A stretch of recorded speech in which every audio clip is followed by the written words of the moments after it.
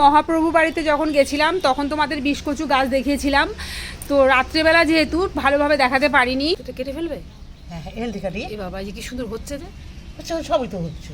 হ্যাঁ, আর কি কর, ঠিক আছে কাটো। তো আজকে দেখো, মানে আমি ওই ফার্স্ট টাইম খাবো আর কি, কিন্তু আমার মা এটা প্রায়শই খেয়ে থাকে। এই যে ঠিক আছে, এতেই হয়ে যাবে। বাবা কি মশা গো, মশা। তো এই হচ্ছে সেই বিষ্কচু। তো এটা খাবো, এরকম হয় পাতাটা, ঠিক আছে, এরকম হয়, এই যে ঠিক এরকম।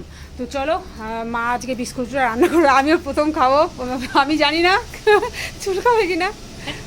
তো মা তো খায়, চুল খাবে না, ব্যথা বেদনা বিষ এসব কমে আর কি। হ্যাঁ, এই যে দেখো কেটে নিলাম, এই গোড়াটা হবে আবার একটু বড় হবে, তখন আবার একটু খাবো। ধনিয়া দেওয়া হলো কিছুটা, বেশ কিছুটা, আর হচ্ছে রসুন আর শুকনো লঙ্কা, শুকনো গলায় এটাকে বেশ করে ভেজে নেওয়া হচ্ছে। কালো জিরে, বাবা এত পরিমাণটা দেখো কত বেশি বেশি করে দেওয়া হচ্ছে।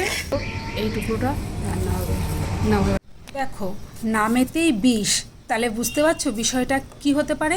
আর কতটুকুনি টুকরো রান্না করলাম দেখো, এইটুকুনি টুকরো, 1 2 3 4 5, এইটুকুনি মাত্র খাবো। আমার তো প্রচণ্ড ভয় করছিল, সত্যি বলছি, কিন্তু খেতে এত সুস্বাদু, বিশ্বাস করো। আর কচুটা কিন্তু কাঁচা বাটছি, দেখো সব মশলাগুলো একসাথে ভাজা একটু টেলে নেওয়া হলো, মানে শুকনো খোলায়।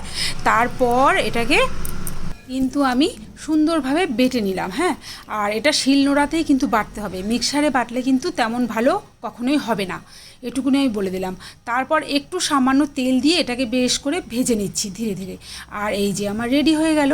এইভাবে ভাত দিয়ে খেতে যে আমরা কতটা ভালো খেয়েছিলাম, আর এত ভালো খেয়েছি, পরের দিন আমরা যে বাকি বড় টুকরোটা দেখলে সেটা কিন্তু পরের দিন আমরা সকালে আবার এই গরম গরম ভাতের সাথে এইভাবে বাটা করে খেয়েছি।